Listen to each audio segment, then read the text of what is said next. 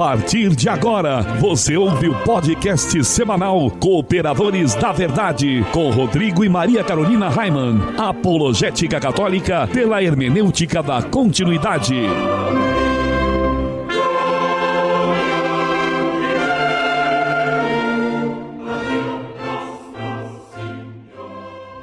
Olá, amigo ouvinte, paz e bem, aqui quem vos fala é o professor Raimann e estamos começando mais um podcast semanal Cooperadores da Verdade, apologética católica pela hermenêutica da continuidade. Aqui se fala a verdade, custe o que custar, doa a quem doer.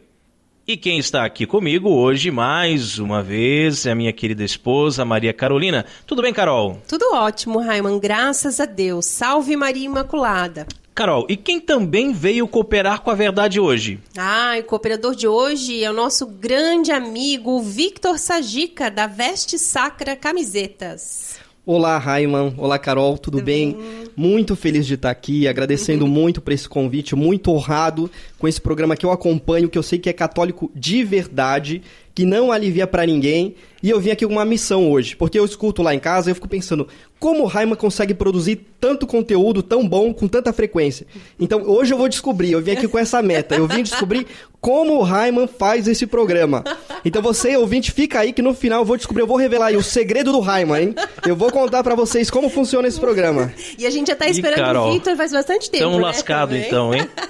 Mas, Victor, seja bem-vindo, é um prazer imenso ter você aqui conosco nos estúdios Joseph Ratzinger, né? E não é por estar na tua presença, mas eu não posso deixar de falar que as tuas camisetas são as mais bonitas do Brasil, Isso né? É verdade. Eu mesmo tenho algumas, uso sempre com grande satisfação. Ganhei mais uma hoje, uma estampa lindíssima. Ó o jabá, Mariana, ó o jabá. né? Mas, vamos lá, bora cooperar com a verdade que é Cristo, não é mesmo? É isso, Cristo é a verdade, Cristo é a realidade, Cristo é a estrutura da realidade. Então você que está ouvindo, você está imerso em Cristo, não é isso? Cristo é o Logos, a gente está dentro do próprio Deus. Então isso que importa, né? É fugir da ideologia, fugir das falsas filosofias, fugir daquilo que não é Cristo. Então por isso que a gente precisa estudar, pra gente discernir uma coisa da outra. E se você não consegue estudar, escuta o programa do Raimann, porque ele estuda e conta pra gente, né, Raimann? É isso aí. Mas antes da gente começar, então, nós gostaríamos que o Victor contasse um pouquinho mais para os nossos ouvintes. Pode ser, Victor? Pode ser que eu possa falar. Eu costumo me apresentar como um católico que tem um apostolado pessoal. Então, o que eu quero dizer com isso? Eu não falo em nome de nenhum movimento, de nenhum grupo, de nenhuma ordem ou instituição, eu falo em nome de mim mesmo. Então, resumidamente a história, eu já passei por renovação carismática, por canção nova, já pensei em ser padre, fiz discernimento vocacional, que eu recomendo para todos os jovens. Eu acho que todo mundo tinha que fazer uma experiência, né, de discernimento vocacional.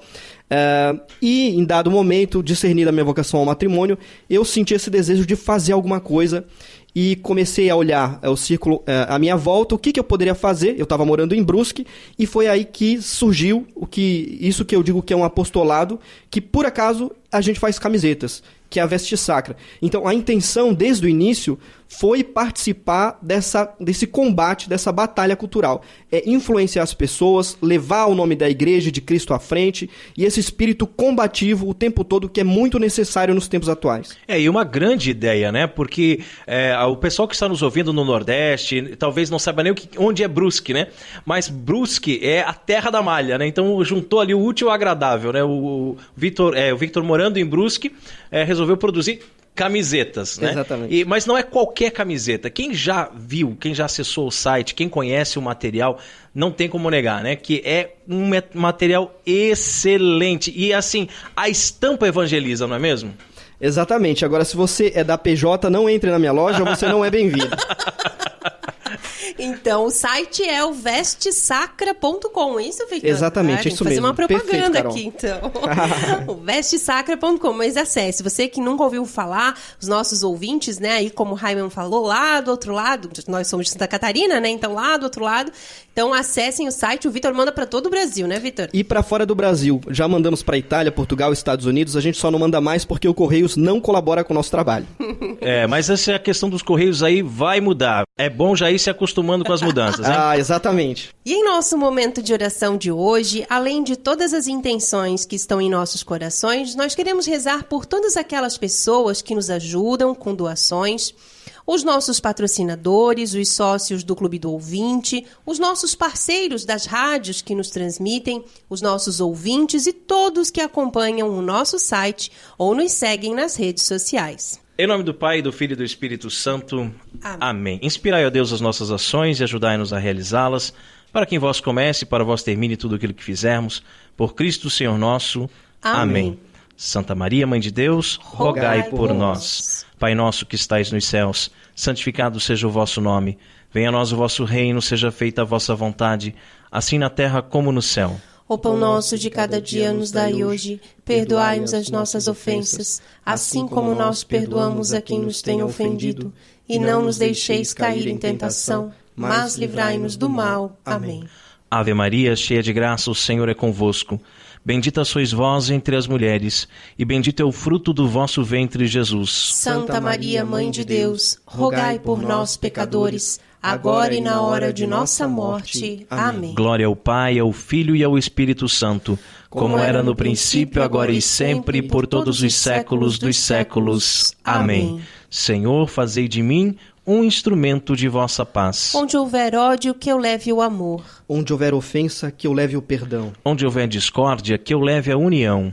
Onde houver dúvida, que eu leve a fé. Onde houver erro, que eu leve a verdade. Onde houver desespero, que eu leve a esperança. Onde houver tristeza, que eu leve a alegria. Onde houver trevas, que eu leve a luz. Ó Mestre, fazei que eu procure mais. Consolar que ser consolado. Compreender que ser compreendido. Amar que ser amado. Pois é dando que se recebe. É perdoando que se é perdoado. E é morrendo que se vive para a vida eterna. Amém. E continuamos reunidos em nome do Pai, do Filho e do Espírito Santo. Amém. Nós queremos lembrar que esse programa é transmitido atualmente por 15 rádios. E hoje o abraço especial vai para a Rede Mariana de Barbalha, no Ceará. Grande abraço ao nosso amigo Deidmar Santos e todos os ouvintes da Rede Mariana. E no quadro A Vida dos Santos, nós estamos estudando a vida dos papas que foram canonizados. São os Santos Papas. Nós temos o costume de chamar o Papa de Santo Padre, não é mesmo? Só que isso não significa que ele seja santo. Na história da Igreja, já tivemos 265 papas. Francisco é o Papa de número 266, mas nem metade deles foi considerado santo. Aliás, alguns muito pelo contrário, né? É verdade. E no último programa nós falamos de São Silvério. A vida dos santos. Victor, você sabe quem foi o Santo Papa escolhido para o programa de hoje? Sei sim. O santo escolhido para o programa de hoje foi São Gregório I. Conta pro povo então, Carol, um pouquinho sobre a vida de São Gregório, o Magno. Gregório Magno, Papa e doutor da Igreja, nasceu em Roma no ano de 540. O pai, Gordiano, era senador e, como a mãe, Sílvia, pessoa muito religiosa. De mútuo acordo, Gordiano e Sílvia se dedicaram ao serviço de Deus, ele abraçando o estado eclesiástico e ela retirando-se à solidão para servir unicamente a Deus. Gordiano recebeu o diaconato e prestou grandes serviços como cardeal diácono. Gregório recebeu uma educação esmerada e distinguia-se entre os companheiros pelo seu saber e pela virtude. Tendo 34 anos de idade, o imperador Justino II nomeou-o primeiro-ministro de Roma. Nesta elevada posição, deu altas provas de amor à justiça, de humildade e piedade.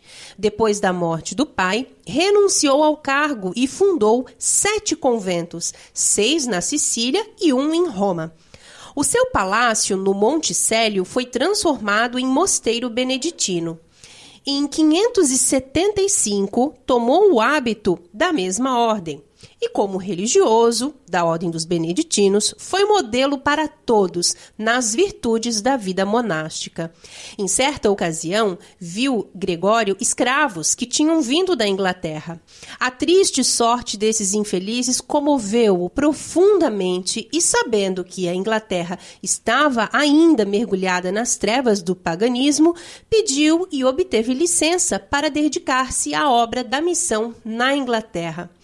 Não chegara ao termo da viagem quando uma ordem do Papa Pelágio II o chamou para Roma, onde foi incorporado ao Colégio dos 7 Diáconos da Igreja. Pouco tempo depois, em missão extraordinária, foi mandado a Constantinopla, de onde voltou para atender à vontade dos companheiros de ordem que o tinham eleito abade. Deus, porém, tinha-lhe reservado dignidade maior. Pelágio II morreu em 590. A voz unânime do povo e do clero, na eleição de um sucessor, indicou Gregório, eleição que foi confirmada pelo Império. Se bem que tudo fizesse para fugir da grande responsabilidade de supremo pastor, Gregório, vendo a inutilidade dos seus esforços, afinal, aceitou a nova dignidade, curvando-se perante a evidência da vontade divina. O pontificado de Gregório traz o estigma da caridade. Caridoso para com todos, era amado como um pai. Católicos, hereges e judeus dirigiam-se a ele cheios de confiança, certos de serem atendidos nas suas necessidades. O nome de Gregório está intimamente ligado à reforma do canto-chão, a música litúrgica da Igreja, que é conhecida também sob o nome de canto gregoriano. Ao lado de uma caridade sem ímpar, vemos no caráter deste grande Papa uma firmeza admirável na defesa da fé e dos bons costumes cristãos. Assim se opôs energicamente às indevidas imposições do patriarca de Constantinopla. Conseguiu do imperador a revogação de um decreto que excluía funcionários públicos do estado eclesiástico e proibia aos soldados a entrada em uma ordem religiosa.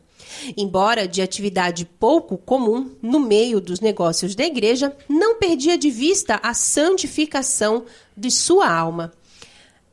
Abre aspas, eu estou pronto, assim dizia ele numa carta, para ouvir todos aqueles que me quiserem fazer a caridade de uma repreensão salutar.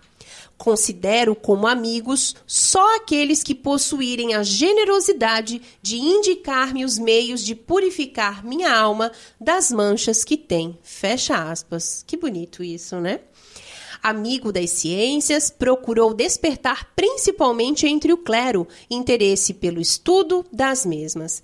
Na ignorância reconhecida, a fonte de muitas desordens. A situação geral da igreja não era lisonjeira e requeria um papa da têmpera de Gregório.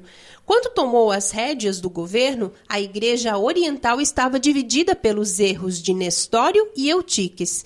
Gregório reconduziu muitos hereges à igreja-mãe. A Inglaterra estava nas trevas do paganismo. Gregório para lá mandou os primeiros missionários. Na Espanha, o arianismo conseguia implantar-se na alma da nação, graças ao governo dos visigodos. Gregório restabeleceu lá a fé católica em toda a pureza.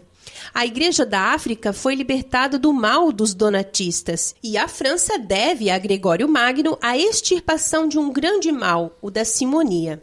De uma atividade admirável, Gregório Magno achou o tempo ainda para compor numerosos livros, cheios de sabedoria e santidade.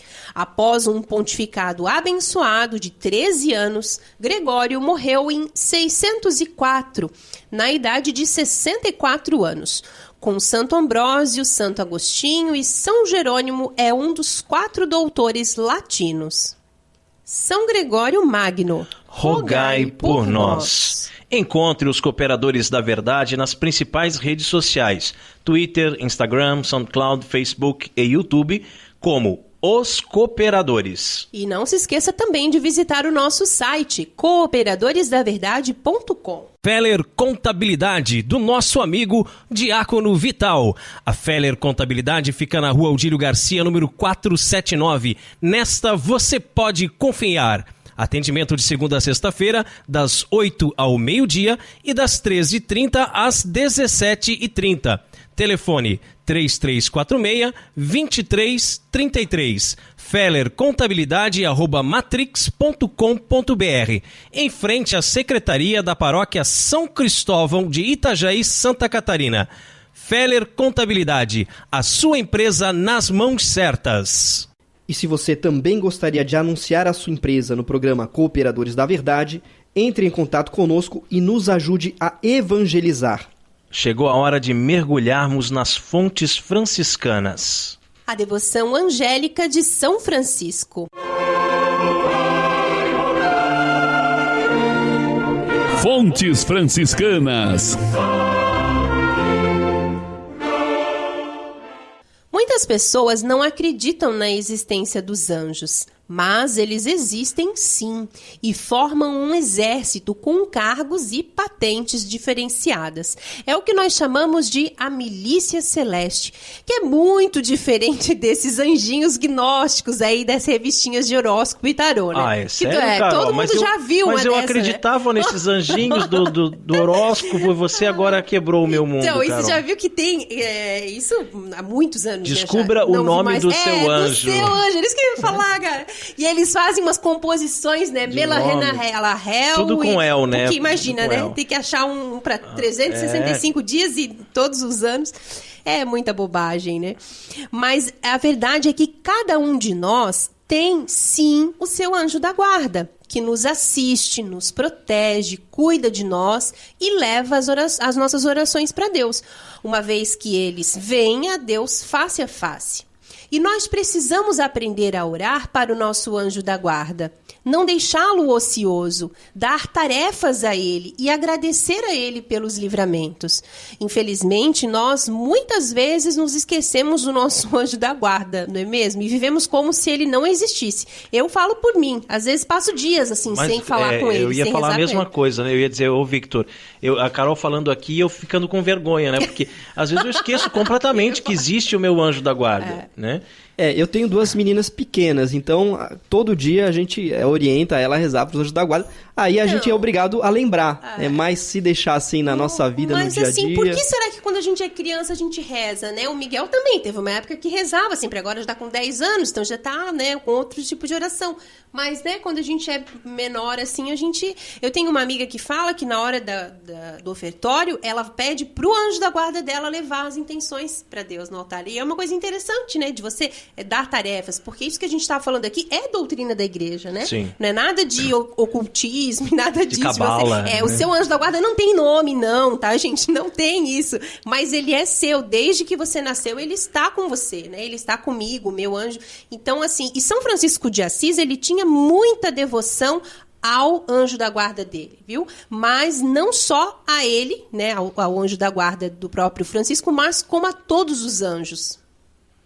E como nos lembra Tomás de Celano, grande biógrafo de São Francisco, ele diz assim, abre aspas, Francisco tinha a maior veneração pelos anjos, que estão conosco no combate e caminham ao nosso lado por entre as sombras da morte. Dizia que esses companheiros devem ser reverenciados em toda parte e que devemos invocá-los como nossos guardas. Ensinava a não ofender sua presença e que não se devia ousar fazer diante deles o que não se faria diante dos homens. Fecha aspas. Então, se o nosso anjo da guarda, como a Carol acabou de dizer, está o tempo todo conosco, então nós não poderíamos fazer certas coisas que nós fazemos na presença deles, né? Então seria até, além dessa função de guarda, de protetor, de vigia, né?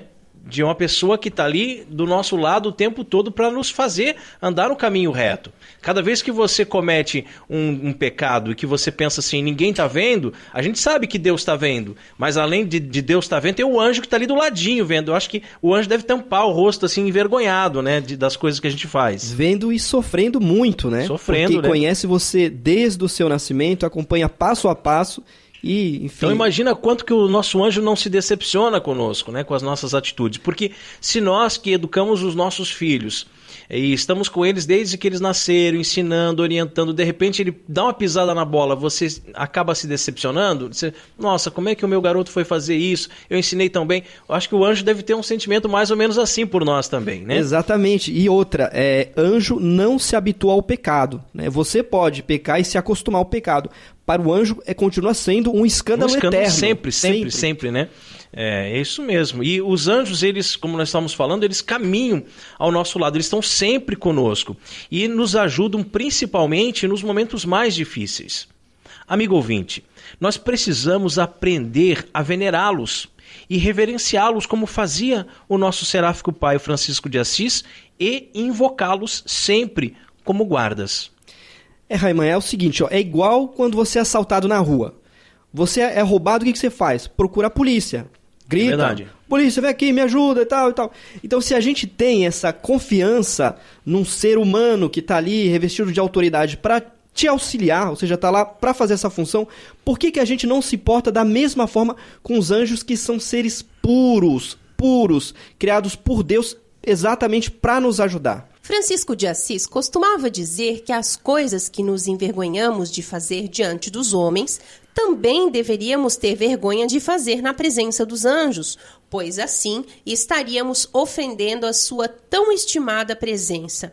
E o nosso angélico pai tinha uma devoção toda especial para com São Miguel Arcanjo, que é o príncipe da milícia celeste. São Miguel, aquele que expulsou Lúcifer e os seus anjos do paraíso, como podemos conferir no livro de Apocalipse, capítulo 12.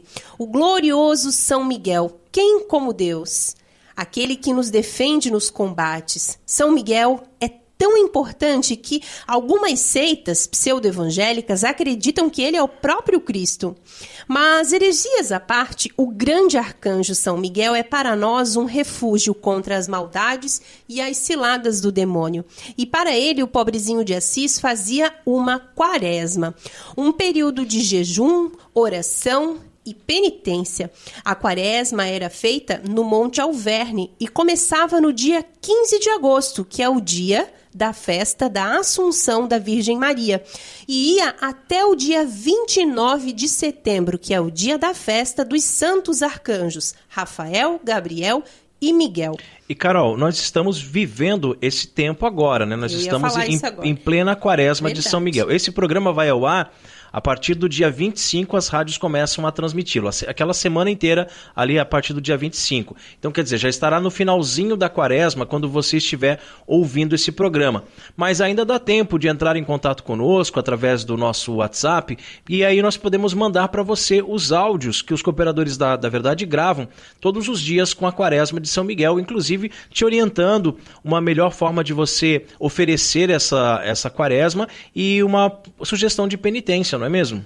E essa é uma tradição, então, como São Francisco de Assis fazia a quaresma de São Miguel, nós, franciscanos seculares, também fazemos, né?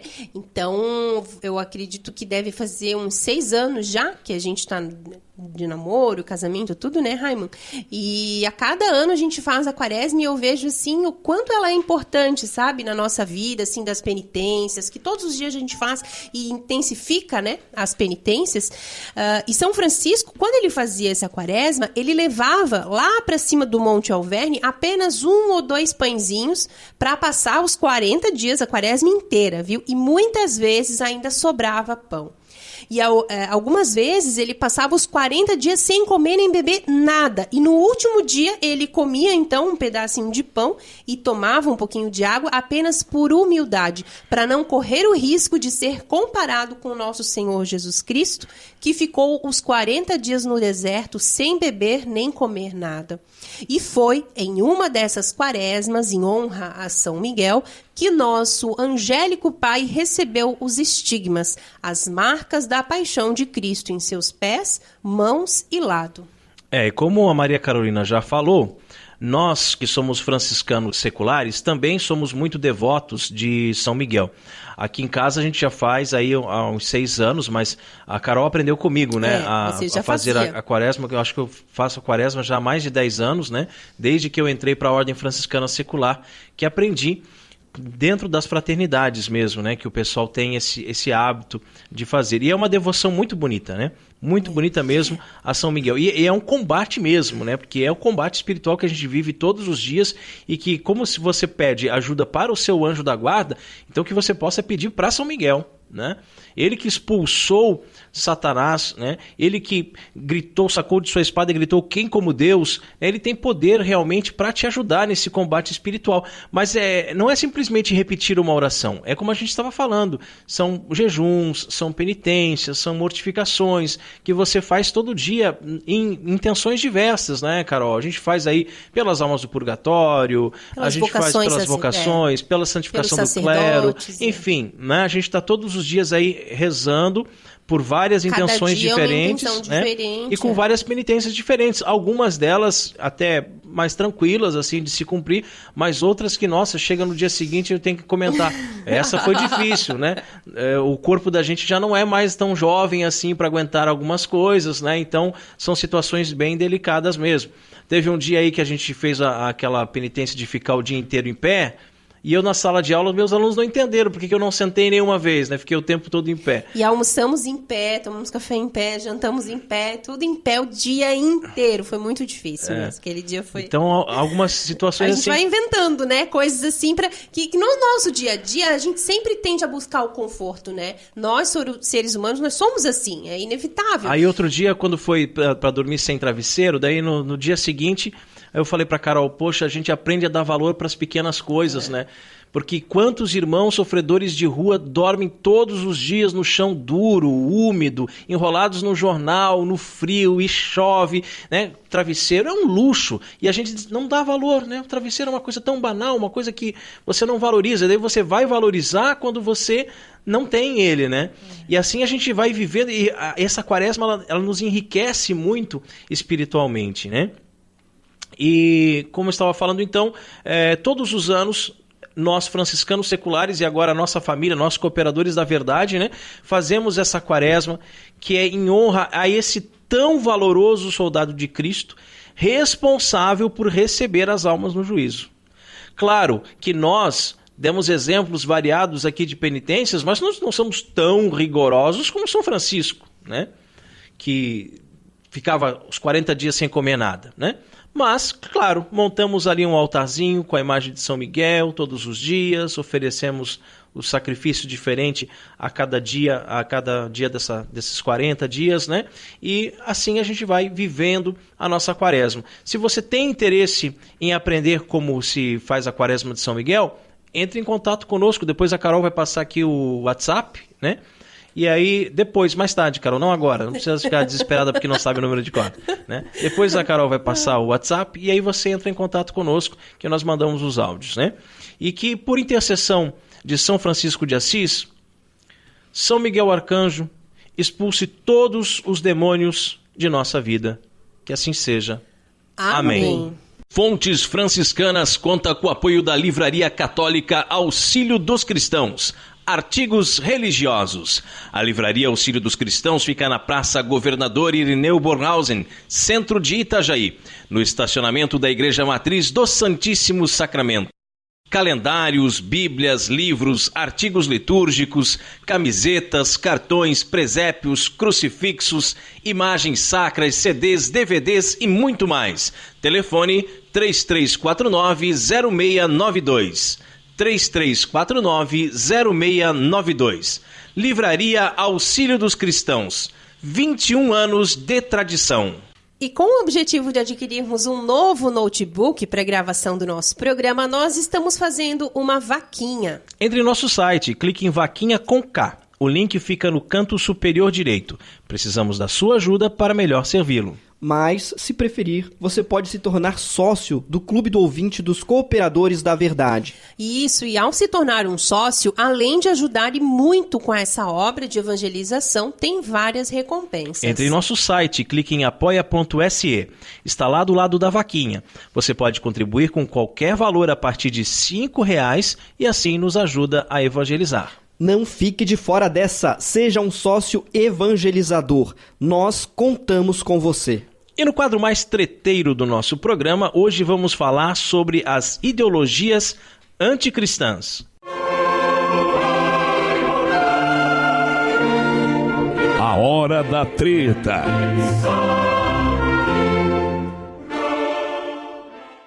O surgimento das ideologias anticristãs.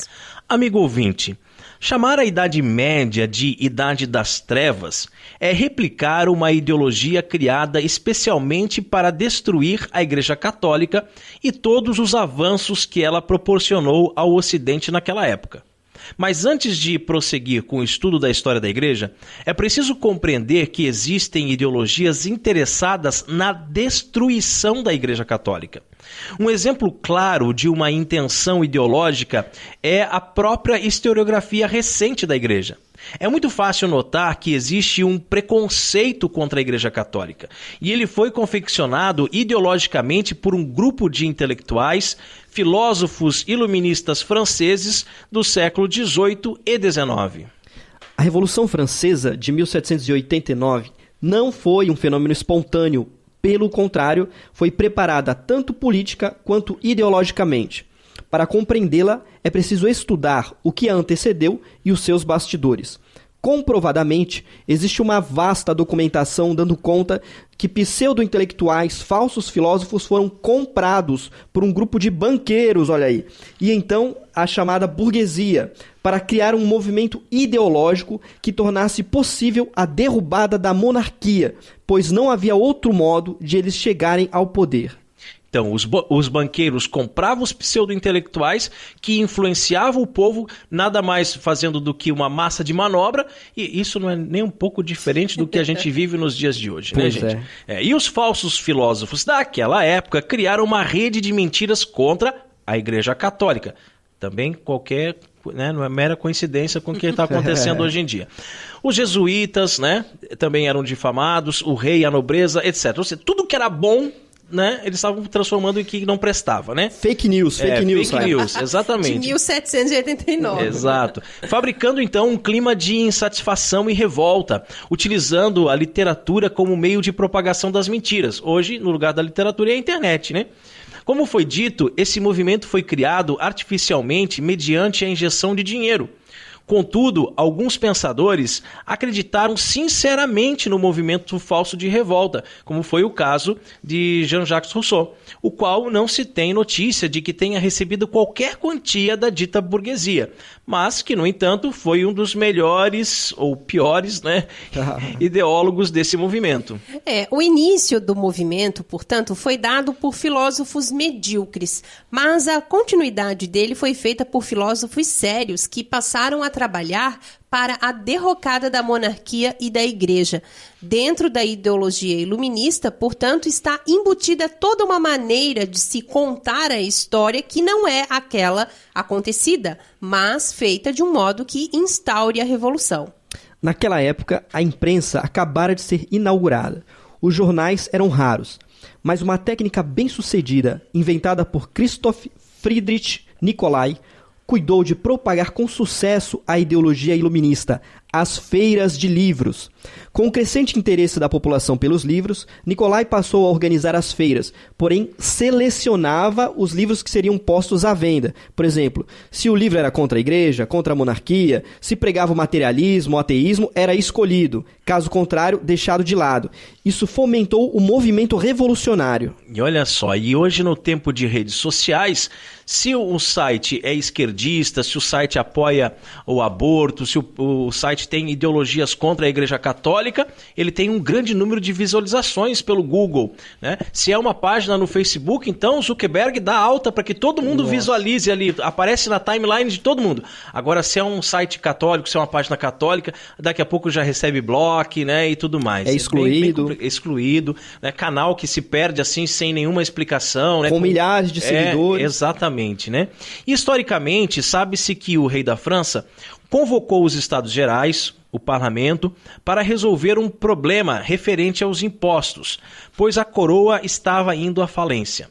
Uma vez reunidos, surpreendentemente, os representantes dos estados franceses passaram a redigir uma constituição, planejando a derrocada da monarquia. Olha que traidores. E deste modo, por causa das técnicas aplicadas, o investimento em escritores para que produzissem material contrário à igreja e à monarquia, e a difusão desses livros nas feiras idealizadas por Nicolai, contribuíram então de maneira decisiva para o surgimento desse fenômeno artificial e em vigor até hoje, que tem por objetivo denegrir a Igreja Católica.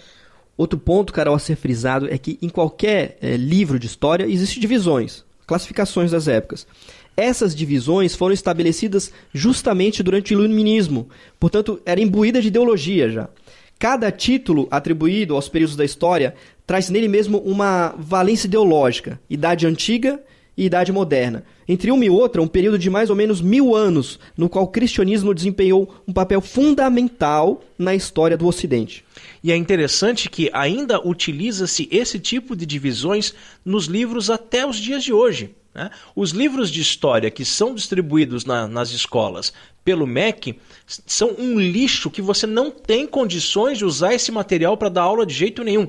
Às vezes, eu como professor, é difícil você convencer o seu orientador, a direção da escola, de que aquele livro ali não presta, sabe? Que você prefere dar uma aula da sua cabeça, né? Com a história que você conhece, a história de verdade, do que seguir o que está escrito ali, porque é cheio de ideologia. Claro, é cheio de ideologia marxista, né? O comunismo está ali e tudo mais, por causa dos nossos governos recentes. Mas você vê que eles continuam utilizando essas divisões antiguíssimas lá do tempo do Iluminismo, porque é muito conveniente para eles, porque continua sentando-lhe o sarrafo na Igreja Católica, né? É o que a gente conversava no início do programa, ou seja, a gente está imerso na realidade que é Cristo. Então, a ideologia, um dos conceitos da ideologia, que é esse véu, esse filtro que se sobrepõe à realidade, tem exatamente a intenção de deformar a própria realidade. Por isso que são necessários milhões, muito dinheiro, muito esforço para conseguir implementar essa ideologia e fazer com que as pessoas não enxerguem a realidade.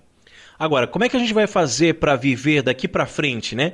Uma escola sem partido, novos livros que não sejam carregados de ideologia, a extinção do MEC, né? Por favor, né? Porque isso não serve para nada. Então, a gente está aí, ano de eleição, a gente tem que pensar e já ir programando uma ideia diferente aí pela frente, né? Porque não dá. Concordo contigo, tá ok? Tá ok. E com a queda do Império Romano do Ocidente, lá no século V, após a barbárie tomar conta, a igreja tornou-se a referência cultural na Europa até a queda do Império Romano do Oriente. Ideologicamente, era preciso matar esse período. Vocês estão entendendo? Por isso, recebeu o nome de Idade Média, em que havia a razão na antiguidade com seus grandes filósofos, seguidos por um período de trevas, na qual a razão foi substituída pela superstição, pelas trevas, pelo cristianismo. Quer dizer, cristianismo e superstição é a mesma coisa, entendeu? A partir do século XV, quando ressurge o paganismo, em substituição gradual ao cristianismo, o nome que se dá é Renascimento. Então é renascimento do quê? Renascimento do paganismo, né?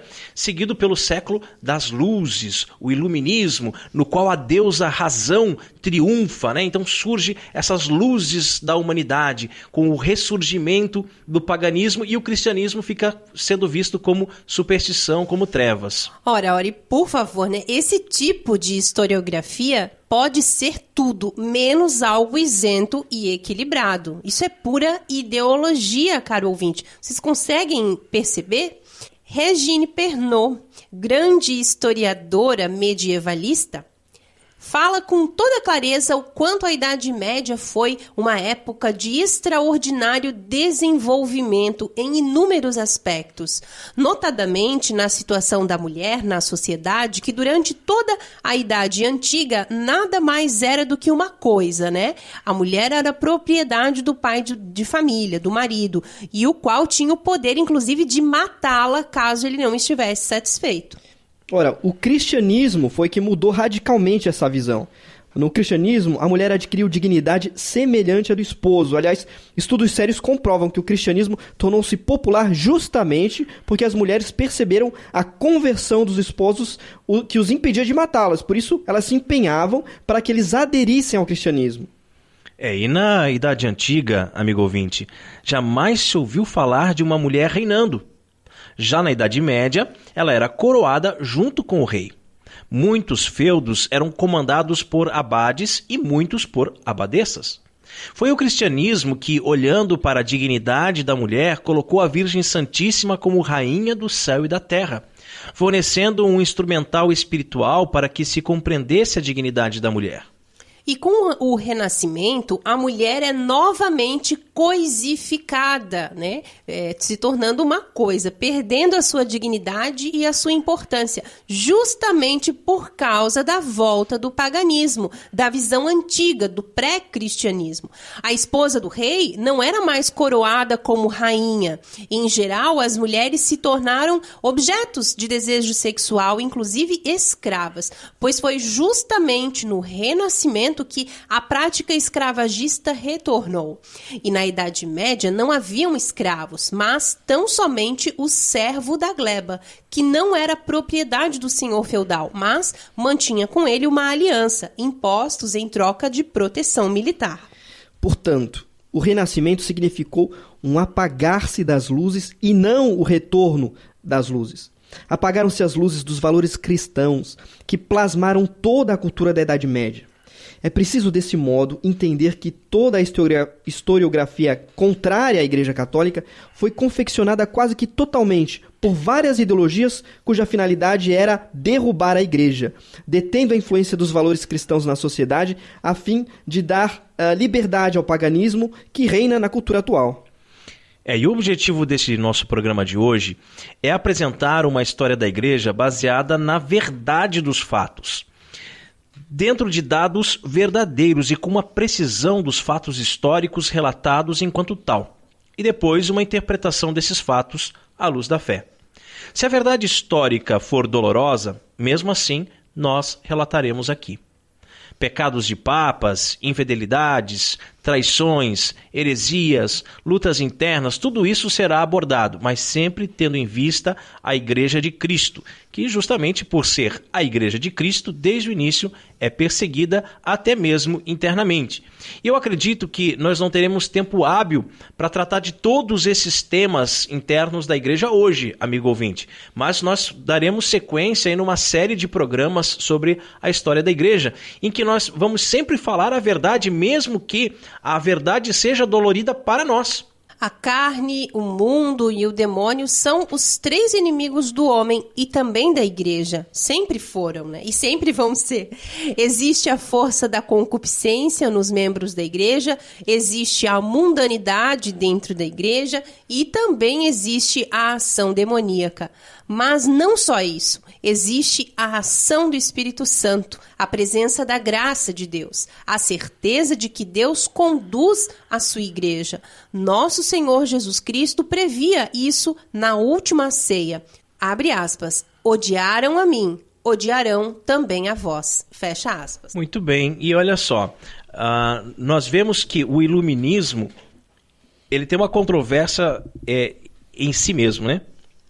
Porque Jesus Cristo é a luz do mundo. Ele mesmo disse, né? Eu sou a luz do mundo. E ele disse que nós deveríamos ser luzes também. Então, o cristianismo é a luz que veio para uma Europa pagã e que construiu todo o nosso Ocidente, né? Construiu as escolas, as universidades, os hospitais, deu dignidade à mulher, né? Enfim, de repente chega uma época, coincidentemente ou não, depois da Reforma Luterana, né? Em que parece que eles querem destruir tudo, destruir o cristianismo completamente e voltar às trevas. Aí quando eles conseguem voltar às trevas, eles chamam isso de iluminismo. Interessante, né, Victor? É impressionante quão danosa é essa ideologia que perdura até hoje. Eu estava recordando aqui, hoje, né, nesse ano 2018, nós temos um ministro no Supremo Tribunal Federal que tem o desejo pessoal de passar o aborto contra a vontade de a maioria da população brasileira. E é impressionante, eu estava lendo alguns artigos dele, como ele continua fazendo referência a esse iluminismo elevado. Ou seja, essa ideologia de tal forma está impregnada, inclusive nos nossos magistrados, que continuam levando à frente esse projeto de destruição dos valores cristãos. É impressionante isso. E depois quando a gente vê, por exemplo, movimentos como o feminismo, que vem querer fazer de conta, né, que estão interessadas nos direitos das mulheres, e porque a sociedade é machista, porque o homem oprime a mulher. Aí quem que oprime a mulher? A Igreja Católica. Mas não foi a Igreja Católica que deu a dignidade à mulher? Então, quer dizer, eles querem voltar a uma fase pré-cristianismo, né, do tempo que a mulher era um objeto sexual, que era uma coisa, né, que ela era coisificada, que ela era uma escrava, que ela era uma propriedade do marido, que poderia matá-la a qualquer momento, desde que não me interessa mais, então eu vou me livrar dela dessa forma. E culpa a Igreja Católica. Parece que é tão fácil na sociedade que a gente vive, parece que todos os problemas que existem é culpa da Igreja, né? Aliás, eu queria recomendar sobre esse assunto das mulheres um livro dessa historiadora que a gente citou aqui, a Regine Pernot. Ela tem um livro chamado As Mulheres nos Tempos das Catedrais, onde ela explica exatamente como a mulher foi ganhando dignidade social durante a Idade Média. E ela desfaz todas essas mentiras que foram criadas desde o iluminismo, do protestantismo até hoje. Então, amigo ouvinte, nós vamos nos comprometer em continuar trabalhando sobre a história da igreja. Eu não sei qual vai ser a periodicidade disso, né? Porque a gente vai vir, os próximos programas vão ter outros temas, mas de vez em quando a gente volta nisso, né? E vamos contando a história. E para se estudar a história da igreja, em primeiro lugar, é preciso estudar o amor de Deus na história da humanidade. Mas também o ódio que marcou e ainda marca a esposa de Cristo, Chagada, que segue o caminho de seu divino fundador, a sua paixão e crucifixão. Como a Carol disse, citando o próprio Cristo na última ceia, odiaram a mim, odiarão também a vós. Então, nós que hoje somos parte da história da igreja, o Victor, com o seu apostolado pessoal, nossa família, com o seu apostolado pessoal, os cooperadores da verdade, você que está em casa nos ouvindo, que participa na sua comunidade, na sua paróquia, ou que tem o seu apostolado pessoal, que vai à Santa Missa todos os domingos, que se confessa, que comunga, você que é cristão católico, você sabe, você faz parte da história dessa igreja. E como parte da história da igreja, odiarão também a você. Você também vai passar pela paixão, você também vai passar pela cruz. Antes de iniciar esse programa, nós estávamos falando aqui em off, o Vitor, a Carol e eu, sobre todas as cruzes que nós já vivemos e todo o alívio que nosso Senhor nos dá, porque Ele sempre vem nos aliviar nesses momentos, porque o seu jugo é suave, né? Então que estejamos preparados até mesmo para o martírio, preparados até mesmo para que a igreja seja reduzida a 12, já que ela começou com 12. Porque a esperança do cristão é de que haverá um dia a ressurreição, e se verá a esposa descer do alto, quando então todos serão um só com Cristo. Será a escatologia, o fim da história da humanidade, e aí sim, o fim da história da igreja. Bom, e o crédito desse texto que serviu de base para essa reflexão aqui, mais uma vez, é do site padrepauloricardo.org. E chegamos à hora mais esperada aqui do programa Cooperadores da Verdade. Sim, os puritanos piram, hein? Catolicismo e cerveja. E a cerveja de hoje é uma Heimann Beer Penny Lane Chocolate. Sim, você ouviu direito. É uma Heimann Beer, cerveja feita aqui pelo professor Heimann. E essa cerveja você não encontra à venda em nenhum lugar. Aliás, pela ridícula legislação brasileira, a venda é proibida. As cervejas Heimann Beer são produzidas apenas para consumo e para o deleite dos amigos. Há algum tempo que eu consegui, Victor, realizar o sonho de ser cervejeiro caseiro e produzir a minha própria cerveja. Oh, que beleza. Né? Você que é amigo ouvinte, que não é puritano, que sabe apreciar uma boa cerveja, eu estou falando de cerveja, não estou falando dessas coisas que a Ambev produz, né? Cerveja de verdade, cerveja artesanal, não essa cerveja que tem milho, que tem arroz e que tem um monte de produto químico, né, nisso aí. Mas você que sabe apreciar uma boa cerveja, imagina você tomar uma cerveja que foi você que fez, né? Então é assim que eu me sinto todas as vezes. E eu não faço cerveja sozinho, não. A gente faz cerveja em família, né? Os filhos ajudam, a esposa ajuda bastante, todo mundo mete a mão na massa ali para sair uma cerveja de qualidade. E então, nós pensamos, por que não degustar também, já que a gente tem esse quadro de degustação de cerveja, por que não degustar a nossa própria cerveja aqui no Cooperadores da Verdade, não é mesmo?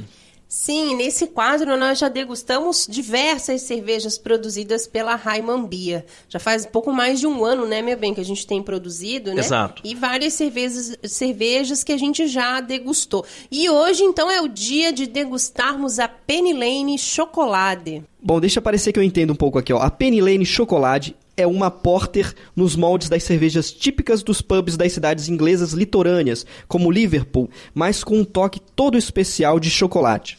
E quem não ama chocolate, não é mesmo? A Penny Lane original, sem o acréscimo de chocolate na receita, e também a Penny Lane Coffee já foram degustadas aqui. Mas essa de hoje, ela tem um cheiro, e ó, eu tô dando spoiler já, tem um cheiro e um sabor delicioso de chocolate. Ô Heimann, mas afinal, por que o nome é Penny Lane, hein? Então, isso é fácil, né? Como já foi dito, a Porter é um estilo comum das cidades portuárias da Inglaterra, né? Relacionado aqui, Porter com Porto, né? E eu pensei em homenagear a rua de Liverpool, que os Beatles eternizaram em uma de suas canções, a canção Penny Lane, né? Penny Lane, there's a barber showing photographs, né? Todo mundo conhece, né? Mas vamos em frente. O estilo é a Porter, a temperatura de serviço está entre 0 a 3 graus, o IBU em torno de 10, o teor alcoólico 4,6%, ela tem a cor negra, está disponível em garrafas de 600 ml e o copo sugerido para o consumo é o pint. Originalmente inglesa, a cerveja Porter foi a mais popular nos séculos 18 e 19 em Londres. Curiosamente, esse estilo de cerveja era o favorito de George Washington, que chegou a fabricar para o seu próprio consumo, mas a dele não tinha chocolate. A cerveja Penny Lane Chocolate é de alta fermentação e escura, devido à torrefação do seu malte. Encorpada, possui aroma intenso e paladar marcante, com notas muito claras de cacau e aroma de chocolate. Harmoniza perfeitamente com carnes de caça. Bem que eu falei que a gente podia pegar uma capivara hoje, né? Eu vi correndo uma ali aí quando eu tava chegando. Mas a Carol não me deixa caçar capivara. Mas quem sabe depois, né, que a gente legalizar... Olha quem escuta isso, Vitor, já pensou? Não espalha. Abafa. Estamos primeiro esperando, né, a revogação do Estatuto do Desarmamento, etc e tal, pra gente poder comprar arma. Até uma vez eu cogitei de sair caçar capivara na faca, né? Nossa. Mas isso não pode. Estilo Rambo. Quem sabe encontra uma atropelada aí, né? Não que você tenha atropelado, né, intencionalmente, mas encontra uma já atropelada, pois é. Né, e coloca no porta-mala. Mas também carnes de javali, porco, pato, marreco, né? Vai muito bem com a Penny Lane Chocolate. Oremos. Abençoai, Senhor, esta criatura cerveja, que da riqueza do grão vos dignastes produzir, para que seja remédio salutar ao gênero humano. Concedei ainda, pela invocação do vosso santo nome, que quem quer que dela beba receba de vós a saúde do corpo e a tutela da alma. Por Cristo nosso Senhor. Amém. Agora, vocês já viram uma cerveja com uma espuma dessa? Olha só, que espuma bem cremosa, né? Uma espuma persistente, não desaparece tão fácil do copo, né? Dá para, como dizia a Carol, comer de colherinha, né? A espuma. E até uma carbonatação bem boa, né? É impressionante, eu senti o chocolate aqui. Tô procurando aqui dentro se quer um pedaço. Não, pedaço não tem, porque o cacau é em pó. Mas essa cerveja ficou fantástica. O cheiro de chocolate, já começa pelo cheiro, né? A aparência, porque ela é bem preta mesmo. E o sabor, assim, do cacau mesmo. Nossa, ficou muito, Nós fizemos boa. 20 litros, deu aproximadamente 28, 29 garrafas. E foi tudo muito rápido, né? Nós guardamos uma para poder degustar com o Victor aqui no Cooperadores da Verdade. Que privilégio meu. Olha, delicioso isso aqui. Não tem nada em comparação que você encontra no mercado. O mundo está perdendo do Raiman não poder vender isso aqui a toneladas.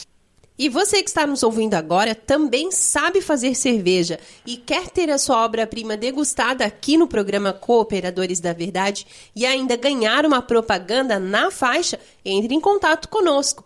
O e-mail é contato@cooperadoresdaverdade.com. E eu vou passar também o número do WhatsApp, que eu fiquei devendo lá, né? Agora eu consegui pegar aqui o número.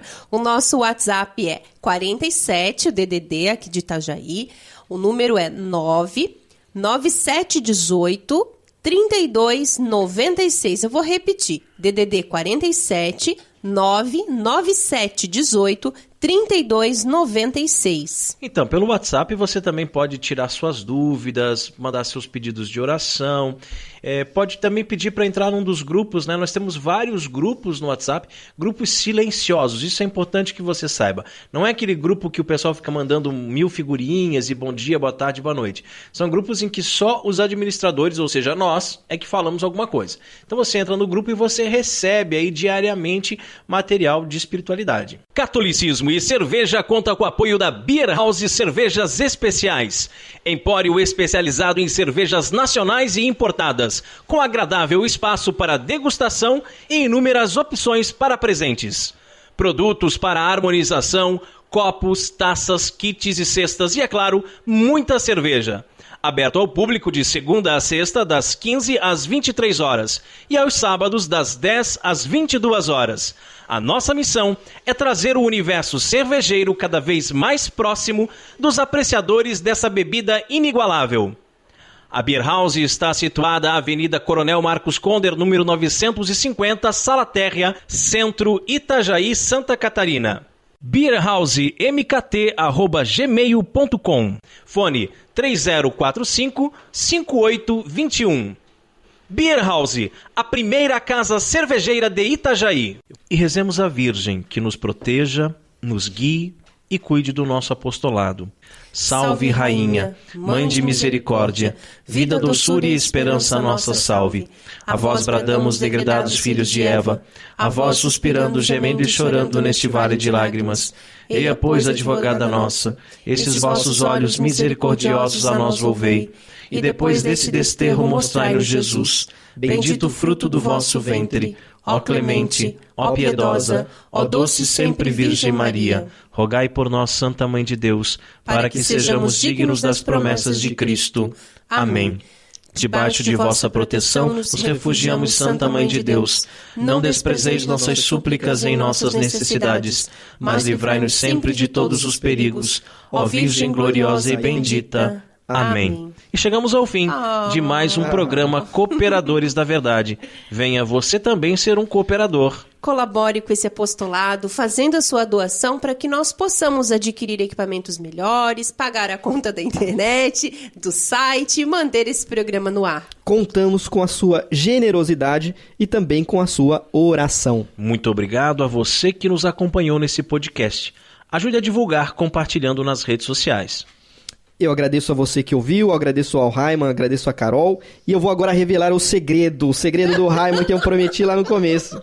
Pois Eita Deus! O que faz o Raiman produzir tanto e tão bem e nessa quantidade tão generosa? Será que é a cerveja que ele produz? Será que é a Carol que inspira ele, os filhos? Olha, meus amigos, o que faz o Raiman produzir, o segredo do Raiman é o seguinte: ele tem os olhos fixos em Deus. A vida dele é voltada para Deus, eu percebo isso. Bendito seja Deus que deixa esse homem aqui para nos inspirar e para nos ensinar, né? Vocês ouviram as penitências que ele passou? Passei vergonha aqui, fui oprimido pelas penitências dele, Raiman. Preciso fazer uma quaresma contigo aí. Muito obrigado pelo convite, obrigado por você que ouviu. Fiquem todos com Deus e salve Maria! Eu fiquei emocionada. Fiquei bem emocionada, Victor. Muito obrigada. Para nossa família é uma alegria muito grande ter você aqui. Já fazia tempo que a gente estava marcando, né? Marcando e desmarcando. Quem sabe eu volto, hein? Por conta dos teus compromissos. Mas pra gente é uma alegria muito grande, assim, saber, né, que você e toda a sua família também, agora com a terceira filha chegando. Isso mesmo, em dezembro, graças a Deus. Então, que toda a sua família também é um exemplo, né? Católico, você como irmão da Bianca, que já esteve gravando aqui com a gente, a Bianca e o Peterson, é muito, muito bom para nós, né? Nós nos sentimos, assim, muito honrados com a amizade de vocês. Muito obrigada mesmo. E um grande abraço a todos aqueles que nos acompanharam. Salve Maria Imaculada. Muito obrigado, Victor. Obrigado, Carol. Obrigado, queridos ouvintes. Rezem por nós. E, Victor, a próxima vez, traz a esposa junto, traz as meninas. Vamos gravar todo mundo em família aqui. É legal quando elas ficam, as crianças correndo. Vai ser uma bagunça, olha só. E daí todo mundo escuta em casa também, né? Podemos tentar, hein? É uma maravilha. Obrigado, então, amigos ouvintes. Continuem conosco. Rezem por nós. Eu digo mais uma vez. Deus abençoe a todos. Paz e bem.